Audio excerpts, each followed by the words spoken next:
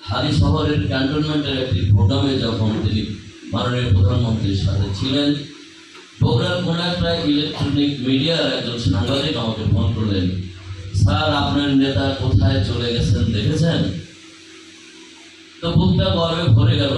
এই জায়গায় আমি যুব সমাজ সবাই সচেতন, শিক্ষিত। এখানে একটি কথা বলি যে আমাদের সেই বাংলা ভাষাভাষীর একমাত্র কবিগুরু রবীন্দ্রনাথ ঠাকুর, তিনি নোবেল প্রাইজ পেয়েছিলেন। তো এনার নাম, ব্রিটেনের একজন কবি, তার নাম জন ডান। এনার নাম আগে জানতেন না। তো একজন নোবেল বিজয়ী কবি, তখন এনার লেখা তিনি পড়া শুরু করলেন।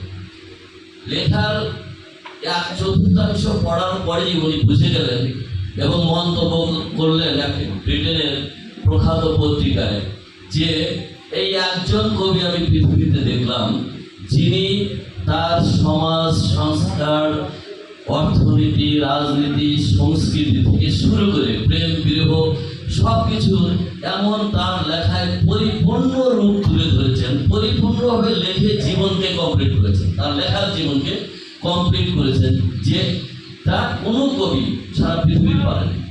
তো আজকে নজরুল ভাই সম্পর্কে সেই মন্তব্য যদি আমি করি, তাহলে এটা বেশি বলা হয়ে যায় তার সামনে যে তিনি একমাত্র রাজনীতিক নেতা বঙ্গবন্ধুর পরে, শেখ হাসিনার পরে, আমার কাছে যেটা মনে হয়েছে, আপনাদের কাছে অনেক বেশি মনে হতে পারে, যিনি একমাত্র নেতা, তিনি পরিবার, সমাজে, ব্যবসায়, রাজনীতিতে, সংস্কৃতিতে সবকিছু মিলে একজন পরিপূর্ণ সফল মানুষ।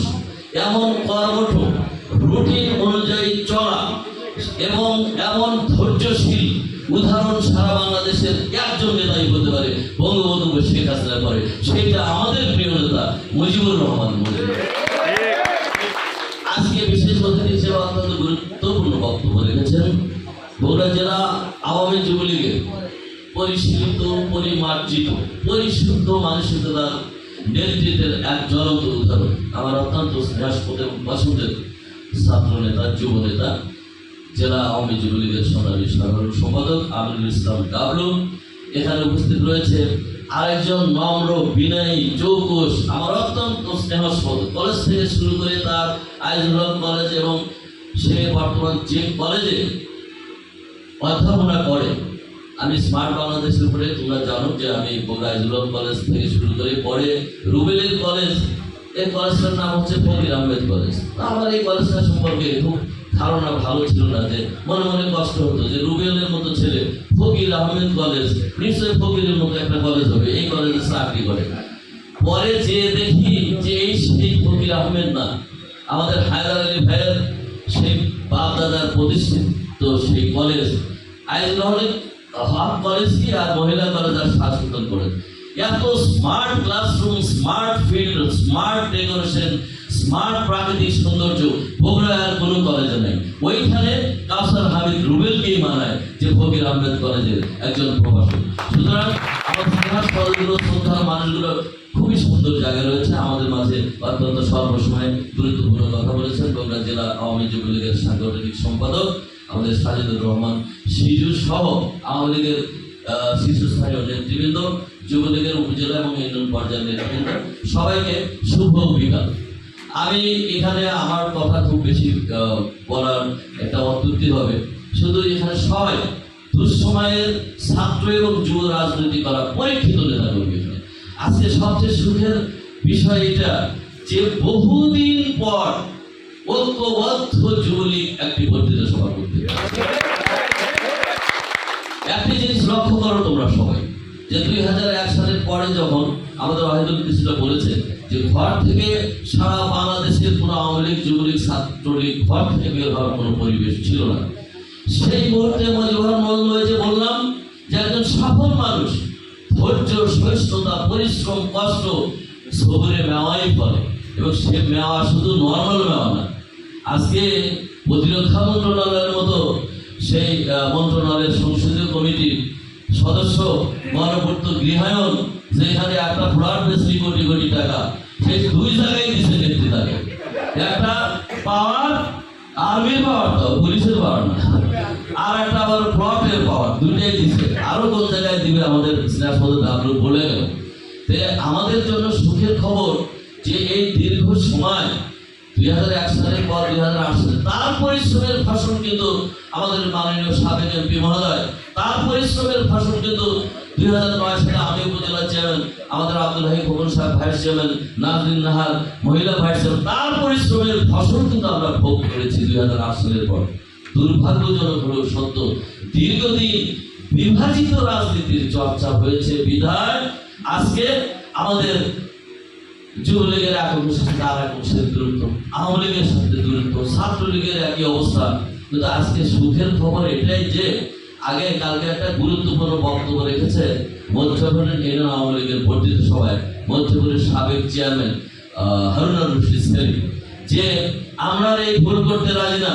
বিগত দিনগুলোতে সরকারি পাওয়ার ছিল একদিকে আর দলের পাওয়ার ছিল একদিকে, সেই কারণে সরকারি পাওয়ারের প্রভাব ছিল অর্থনৈতিক দিকটায় বেশি। কিছু কিছু নেতা কর্মীকে অর্থনৈতিক প্রবণে প্রলুব্ধ করে বিভাজন করা হয়েছে হলেও যারা ত্যাগী দুঃসময়ের পরীক্ষিত জেল খাটা সেই দাসপাড়ায় পালিয়ে থাকা কর্মীরা কিন্তু অর্থনৈতিক লোভে অনেকেই নিজের চরিত্র বিসর্জন না দিয়ে আমাদের প্রোগ্রাম, দলের প্রোগ্রাম কিন্তু একেবারে ছোট হয়নি, বরং বড়ই হয়েছে। তো হারুনুর রশিদ একটি কথা বলছে যে আজকে তো আমাদের মধ্যে আর দ্বিধাবক্তির সুযোগ নাই, কারণ সরকারি পাওয়ার তার মধ্যে আর্মির পাওয়ার, খালি পুলিশ মানে পার্লামেন্টের পাওয়ার না, সরকারি পাওয়ার এবং দলের পাওয়ার এক জায়গায়।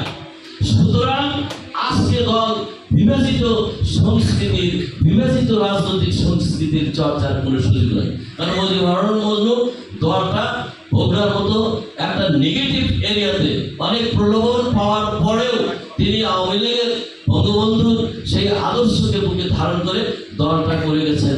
এই দলের প্রতি তার যে দরদ, আন্তরিকতা, মমত্ববোধ, এই দলের কর্মীদের পর্যায়ে মমত্ববোধ, সেটা উনি অনেক নেতা কর্মীর নাম এখানে বলতে পারবেন এক পলকে তাকিয়ে।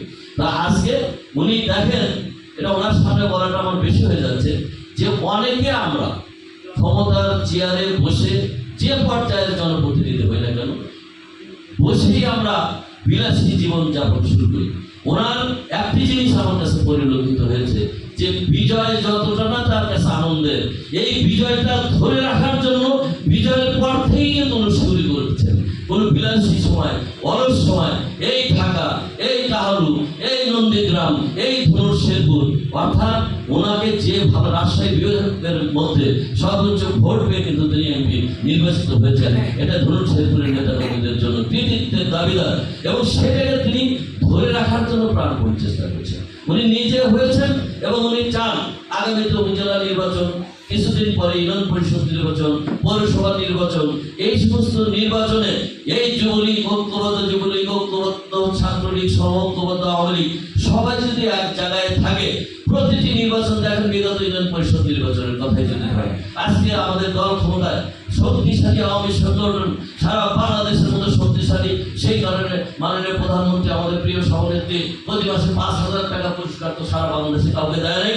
এত বড় শক্তিশালী সংগঠন থাকা সত্ত্বেও দলের পার্লামেন্ট মেম্বার, দল ক্ষমতায়, আমরা কেন 4টা ইউনিয়ন পরিষদ পাবো? তার মানে বিভাজিত রাজনীতির চর্চা হওয়ার কারণে আমরা আগামী দিনে কোনো বিভাজিত রাজনীতির চর্চা করার সুযোগ নাই। মজিবুর রহমান মজনু এই সুযোগ দিবেন না, ওই লিটন পোদ্দার আমিনুল ইসলাম ডাবলু দিবেন না, ওই ছাত্রলীগের কি নাম ওয়াসিম আর এইগুলো দিবেন না। আজকে সত্যিকারের রাজনীতিবিদের কাছে রাজনীতি এবং ক্ষমতা দুটাই এসেছে, অর্থাৎ ক্ষমতা দিয়ে এবং রাজনীতিকে একবারে ঐক্যবদ্ধ রেখে আগামী যে কোনো নির্বাচনে এই দল আসলে এখানে মানে উন্মুক্ত করে দেওয়া হয়েছে। আপনারা এটাও বোঝেন যে কেন উন্মুক্ত করে দিয়েছে, যে জাতীয় নির্বাচনী আন্তর্জাতিক পর্যায়ে স্বীকৃতি লাভ করেছে, তারপর একটা চাপা ক্ষোভ, চাপা বিদ্রোহ, চাপা আন্দোলন কিন্তু চলছে। প্রকাশ্যে তারা আসতে না পারলেও আগামীতে উৎসবমুখর পরিবেশে যেন স্থানীয় সরকারগুলো নির্বাচন অনুষ্ঠিত হয়, যেটা আন্তর্জাতিক বিশ্ব দেখে যে শেখ হাসিনার নেতৃত্বে সারা বাংলাদেশের মানুষ আজকে উৎসবমুখর। সেই কারণেই উন্মুক্ত করা হয়েছে। তো উন্মুক্তর মধ্যেও সেটা তো বিষয় থাকবে যে 3 জনই আমার ছেলে, আর কোন ছেলেটা আমার কোন জায়গায় প্রযোজ্য, সেখানেই তো একজন দই বানাতে জানে, তার কাছে দইয়ের অর্ডারই দিতে হবে, আরেকজন ওই হাতুর পাটার পিঠাতে জানে, তার কাছে ফার্নিচারই অর্ডার দিতে হবে। কোন ছেলেটাকে কোথায় রাখলে সে সফল কাম হবে, এটা তো এক ধরনের বিষয়াদি থাকবে। সেটা আমাদের চতুর্থ ধাপের নির্বাচন, কেন্দ্র জেলা সবকিছু মিলে কি কি নির্দেশনা আছে আপনারা সেইভাবেই সেই নির্দেশনা আপনারা ফলো করবেন।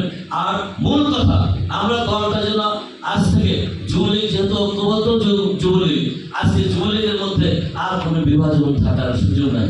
কারণ আপনি যুবলীগের নেতা, আপনি জয়েন্ট সেক্রেটারি, আপনি সহসভাপতি, আপনি ইউনিয়নের প্রেসিডেন্ট, আপনার এই পরিচয়টা আছেই বিধায় আজকে আপনি ফোরামে বসতে পারতেছেন, কথা বলতে পারতেছেন। আর দলের গঠনতন্ত্র আদর্শের বাইরে গিয়ে নিজের ব্যক্তি পরিচয়ে কোথাও কোনো লাভ হয় না। আমি আজকে তার প্রফেসর এখানে সভাপতি আসি বিদায়ী এই মাইকটা পেয়েছি। মুজিবুর রহমান মজনু জেলার সভাপতি এবং এমপি হয়েছিল, পদই আসলে সর্বস্ব। সুতরাং আদর্শের কাছে আপনারা নিজস্ব পদ এবং দলের চেতনাকে ধরে রাখার জন্য আদর্শের কাছেই থাকতে হবে, গঠনতন্ত্রের কাছে থাকতে হবে। এর বাইরে কিছু সময়ের জন্য ওই অর্থনৈতিক প্রলুব্ধি এবং সেই কি বলে যে অর্থনৈতিক লোভ লালসার কারণে আমরা কে আসলে কে কিভাবে কয় টাকা আমরা পেতে পারি, একটা সময়ের জন্য 5,000 10,000 কদিনের এটা। আজকের যে দ্রব্যমূল্য 5,000 10,000 2 দিন 3 দিনে এক সপ্তাহের খরচ হয় না, কিন্তু পরবর্তীতে কিন্তু টাকাটা ফুরে যাওয়ার পরে সেকেন্ড টাইম আর কেউ দিবে না।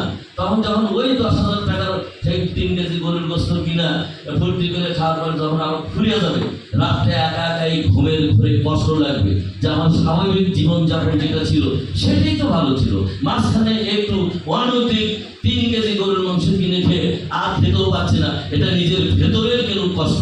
আর স্বচ্ছ থাকলে, আদর্শের সাথে চলতে পারলে সেখানে মনের প্রশান্তি তৃপ্তি কিন্তু আলাদা। আমি বিশ্বাস করি যুবলীগ আজকের গঠিত সবার পর ওই জায়গায়, চেতনার জায়গায়, আদর্শের জায়গায় ঐক্যবদ্ধ থাকবে। প্রেসিডেন্ট সেক্রেটারি এবং জেলার নেতৃত্বের এই অধীনে সকল কিছুতে সেই নেতৃত্বের প্রতি শ্রদ্ধাশীল হয়ে সংগঠন ঐক্যবদ্ধ রাখবে। তাহলে কি হবে, আগামীতে যে কোনো নির্বাচনে দলের ডাইরেক্ট ইনডাইরেক্ট যে কোনো নির্দেশনায় থাকুক না কেন, সকল পর্যায়ে আমরা এটা মনে রাখতে হবে যে আজকে যদি আমাদের সেই আসনগুলো ইউনিয়ন পরিষদ বলেন, পৌরসভা বলেন, উপজেলা বলেন, সিটি কর্পোরেশন বলেন, সেখানে যদি আমাদের জনপ্রতিনিধি না থাকে তাহলে কিন্তু আগামী দিনগুলোর জন্য এক সময় কিন্তু ঝাঁকি দিবেই, চলে উঠবে, এটাই স্বাভাবিক।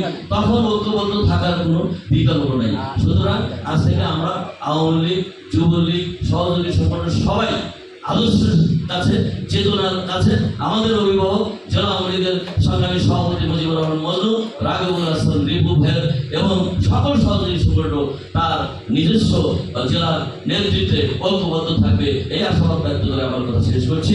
জয় বাংলা, জয় বাংলা।